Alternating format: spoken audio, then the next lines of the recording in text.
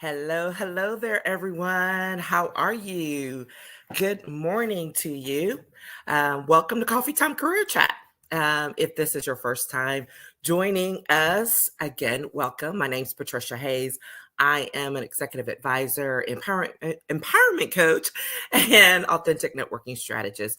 All those words mean that I love working with people who are ready to take their lives, their business, and their careers to the next level in a fully empowered way and making sure that they maximize leveraging their professional relationships in an authentic and purposeful way. So, welcome to this here edition of Coffee Time Career Chat on a holiday week. Yes, I'm staying here. Old Faithful right here. We have been in a series called Harvest Time, and it's based on one of the challenges that I do every year. And I love this challenge and I love being able to talk about it because it's something that people don't often think about in terms of their professional career or their business, in terms of seasons, right? And of how you have to feed and water, and then there's time for a harvest to come. And what a lot of times people are so focused on the feeding and the watering, even though it may not be consistently, right? But then, they're either focused on that and don't do the follow-up that's necessary to bring all of that stuff to fruition, or they're looking for the fruit of some work that did not happen, right? And so this series isn't talking about all of those things. Thus far, we've been talking about planning time and the investments that are required, investments of time and resources that are required when you are laying out what it is you're wanting to do so that you can have a harvest later on. And then also we've talked about how to prevent career spoilage by making sure you follow up. That was a pretty good one, so you might want to check that out. Today, we're talking about watering the seedlings in your career and business, and we're going to be talking about that nurturing piece, something that I talk about often, but in this context. And lastly, just so you know what's coming, next week, we'll be talking about maintaining your momentum for the long term and growth. And that's that whole piece of what do you need to do in order to make sure that the harvest continues. Okay, so that's the series from this month. And don't forget, you can check them all out on the YouTube channel. They've been posted here on LinkedIn and Facebook business page. But if you want to binge for the season, for the holidays, then I encourage you to go check out the YouTube channel because it will have everything on it. Okay, so just want to put that out there to start with before we dive in here. And make sure if you have any questions or comments, write them up. I can't always see who's saying what, but I can see the comments. So let me know. Happy to answer anything if I can as we get this underway. Because are pretty quick. We won't be long today. So here's the thing. I know this is going to sound so simplistic, but sometimes it's the simple things that we need reinforcement on, right? So if you want a plant to grow, what do you need to do? You got to water it, right? You got to make sure it's in the right soil. You got to make sure it's getting some sunlight or natural light because the type of light matters, right? All of those things if you want it to actually grow. I have a plant here in my foyer that's been doing just fine. It's an ivy, they're pretty tough. And so I've just been going back and forth and I see it. And one day all of a sudden I saw this yellow leaf, show up on it. I'm like, what happened? And it was like, well, silly girl, you've been forgetting to water this plant because it was a little bit out of sight. I mean, yes, it was in my frame of view, but it was not something that I was like right there all the time. And I had been forgetting to water it, right? Just like our professional relationships, you must remember to nurture your relationships. It is absolutely crucial to the longevity of the relationship, to the future of the things that you want to achieve, your goals, those dreams, all of those things, because you can't accomplish them by themselves, by yourself, whatever. I don't care what anyone tells you, you cannot accomplish your goals and dreams by yourself. it's going to require the help and the assistance of someone along the way. And the question is, have you been nurturing and building up and laying the foundation with those people who can help you, not just now, but 5-10 years into the future? And it really does matter. Okay. So that said, here's the thing. If you want your career to grow, or if you're a business person, you want your business to grow, you must take care of it. And how are you going to do that? One of the most utilized resources, and dare I say, properly underutilized, they're not properly used, is your professional relationships. There are things that can come along the way from the people in your network and all of that that you just can't even anticipate. Trust me when I say that. There are things that come along the way you cannot possibly anticipate. But if you continue to nurture those relationships and take care of them, then it will feed itself, right? Not just for your own growth, but for others' growth through you, because now we're talking about leadership. When everything's not for you, but it passes through you to someone else, that's an opportunity to show some leadership. And also build a way for you to support your network in the same manner. That's Wednesday sessions where we've been talking about gratitude in your network. So join us for that too. Check it out. So here's the thing. How can you do that? What are you going to do if you're trying to make sure you water your seedlings, watering your network, nurturing it, keeping it healthy, right? It's got to stay healthy. You got to make sure it gets some light of day, not just burying people after you've, quote, done what you needed to do. And then you're like, oh, okay, that's not relevant anymore. We're going to talk about that in just a second. You got to check on your people, first of all. What does that look like? Where are they? It is as simple as remembering or checking out where they are right now, because that's one of the things that will get things lighted up underneath me real quick when I realize or learn that someone has moved along from a position or even physically, geographically, and I hadn't known that and I didn't realize it. Well, I'm like, oh, I'm not staying on top of things. Let me go do a little bit of homework, right? What does that look like? It could be as simple as keeping up with a professional journal. I used to do this all the time as a baby lawyer, and my boss at the time used to tease me and ask me if I was always looking for new work. I'm like, well, no, not right now. I'm not looking for new work right now. But what I was doing is at the back of the bar journal, there was a section that was dedicated to moves and highlights, right? So when people had moved along from one position to a next, or they had gotten recognized for something. So I would literally, that was probably one of the first sections of the bar journal that I would read, not all the technical stuff. But I would go to that section and I would literally go through it to see if there were people that I knew who had moved along, where they were. And if I did find someone to recognize them, I would send them a congratulations note. It's that simple, right?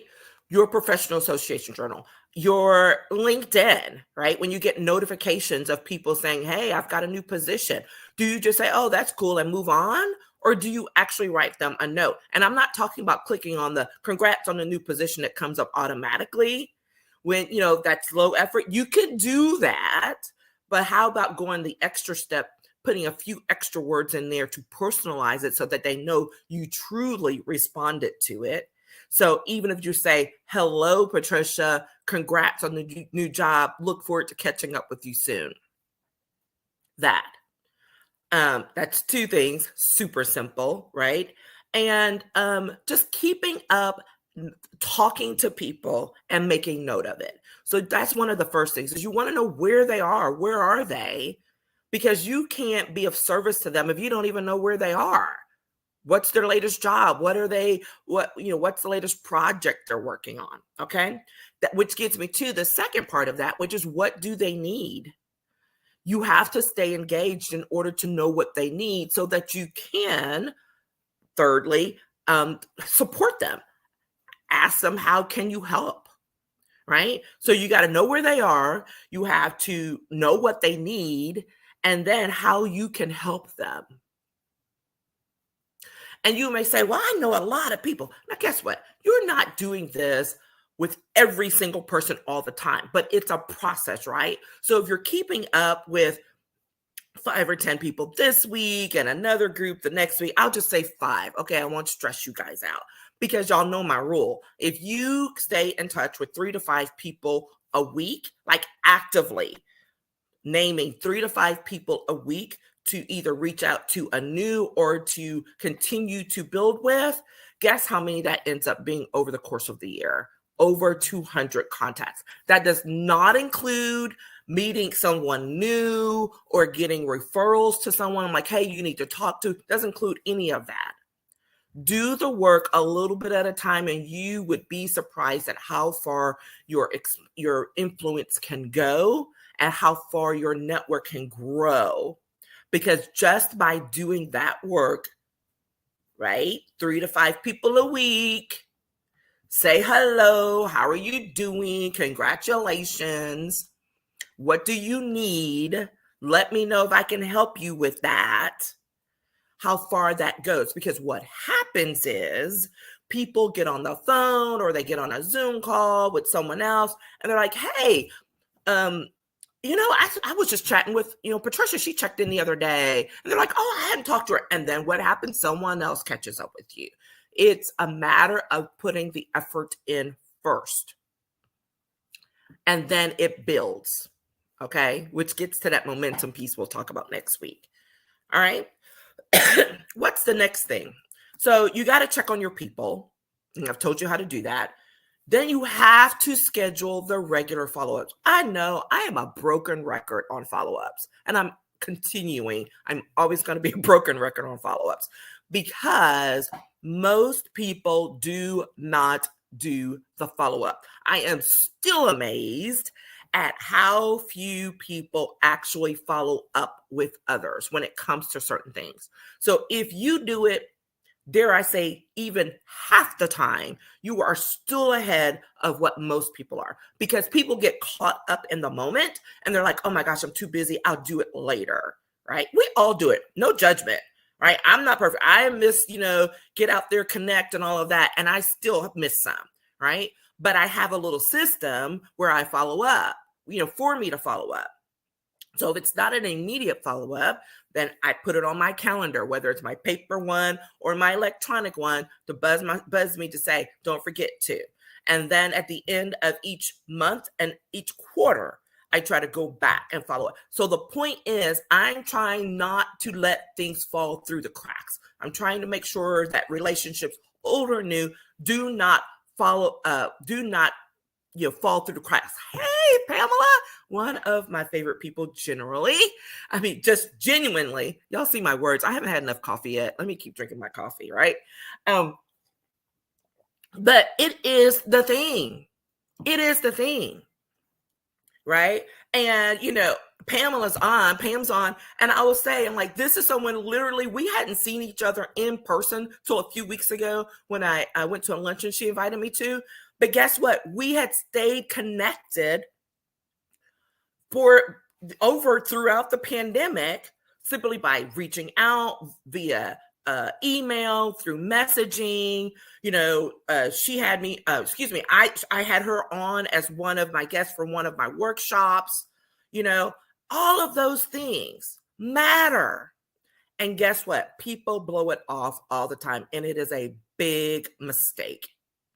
It is the easiest and simplest way. I've been using this example a lot recently because it's true and it just happened. So back in September, September was not my best month health-wise because between the allergies and whatever, I had a lot of respiratory things going on. So that means I wasn't going out a lot anyways. But on my networking Wednesdays, what did I do? I always go through and I'm like, let me see who I can catch up with, touch bases with. And there's one week I was really on top of it. I was just like, you know what? Let me just go until I get tired. And I ended up reaching out to 60 people that day. No lie, I started keeping track because I was like surprised even by myself, right? So I started doing that. And in the midst of it, before I could even finish, because I kept throughout the day, my phone started ringing literally.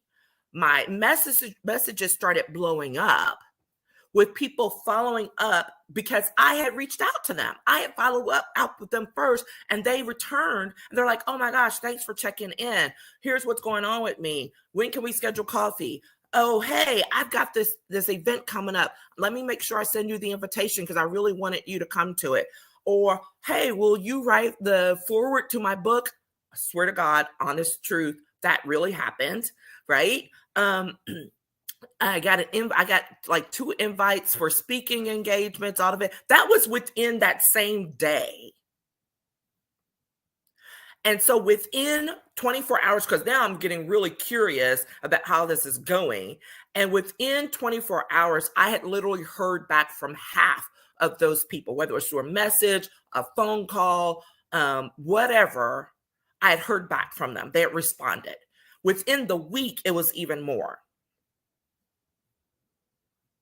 Now, how often are you going to get a 50, 60, 70% return on so little effort?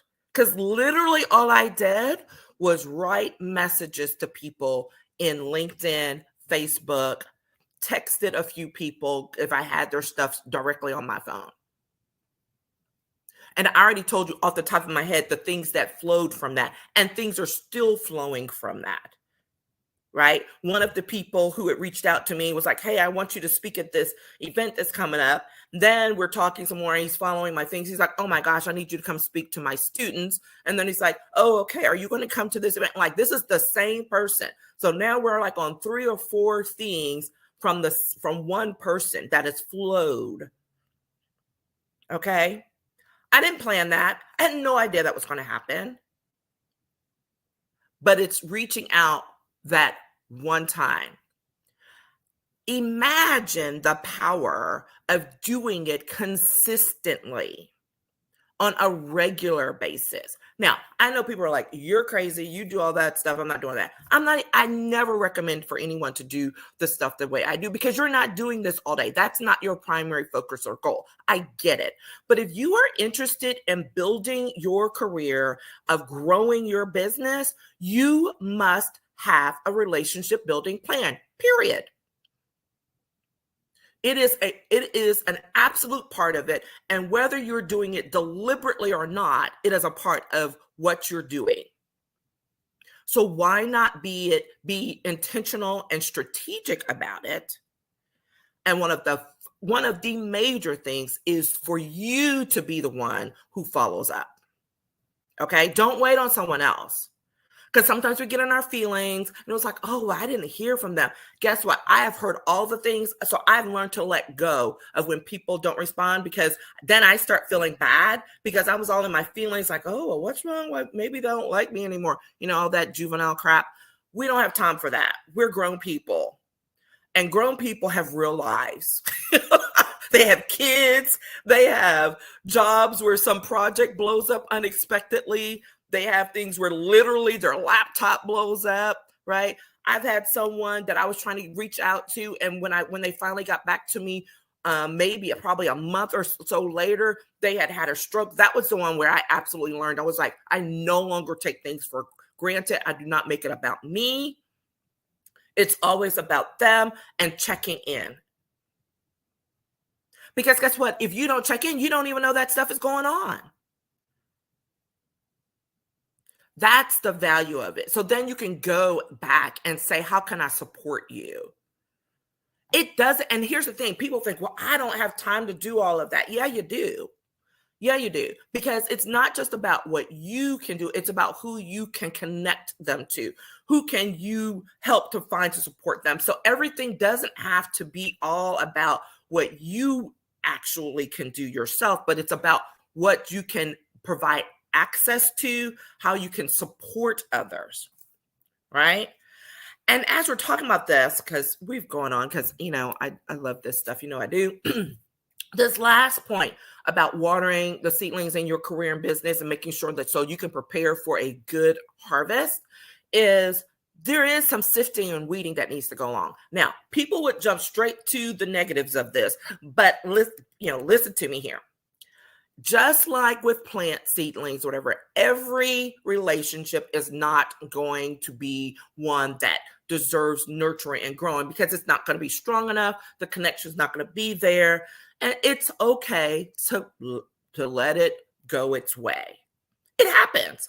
I've had those. I can probably name 5 if I'm really thinking about it right now, where I was like super excited about, like connecting with this person or whatever. And we get together and we're like, yeah, that didn't really go the way I thought it would. Not because something bad happened, but the connection wasn't there, And so guess what? We just didn't foster it. I didn't eliminate that person fully or whatever. They're still like in my LinkedIn. If sometimes I may say, hey, saw that, you were doing X, good luck, whatever. But it's not one that I'm nurturing for the long term, right? So let's be grown-ups. Let's be professional. Everybody's not going to be your bestie. Shouldn't be. Everybody's not going to be there for the long term, right? That's a reality. Even for those of us who love connecting with people, it's a hard thing to realize. Like everybody's not going to be there for the long term. But guess what? The ones who are, man, they are there for it, right? Every connection is not created equal. Let me say that again. That's going to go up on a post. You're going to see that later, right? Every connection is not created equal. However, every connection deserves respect. Okay? So just remember that. They're not all created equal, but they all deserve respect. And if you reach a point where a connection, you feel like, that's off and I don't think they deserve that time, well, that's a whole different conversation we need to have, right? Because there are some moments where you're like, yeah, especially if someone has violated a core value of yours or exhibited something where it doesn't connect or has betrayed a trust. I get it. You don't hang on to those people just for the sake of it. I don't care who they are, how powerful they are, or how influential they are, right? If they don't vibe with your core values and don't help you maintain them, then guess what? That's not going to be a long-term solution for you relationship-wise, because it's actually going to be way more draining of energy and time than it's worth. That's a whole other... That's a whole other coffee chat. I don't know. Maybe that's a coffee chat that we do during happy hour because you need a glass of wine to go with it. But I've had some of those moments, right? They're tough. But that's why I say every connection is not created equal, but they all deserve respect. And then you move along. Okay? That's what I got. That is it for harvest time, watering seedlings in your career and business. We want to make sure you check on your people. We want to make sure that you schedule regular follow-ups with them. And then remember to do the sifting and the weeding on a regular basis, right? So that you can make sure you're feeding and watering the right relationships that are going to support your goals, your dreams, your business, your career in a way that's mutually beneficial, right? Not just, oh, what can I take from that person? We don't do that. When we're talking about authentic and purposeful relationship building, we're talking about also a level of mutuality where people are going to be doing a give and receive. Okay? That's what I have for you guys today. Thanks for joining. If you are here in the U.S., have a great Thanksgiving week and holiday. Congrats.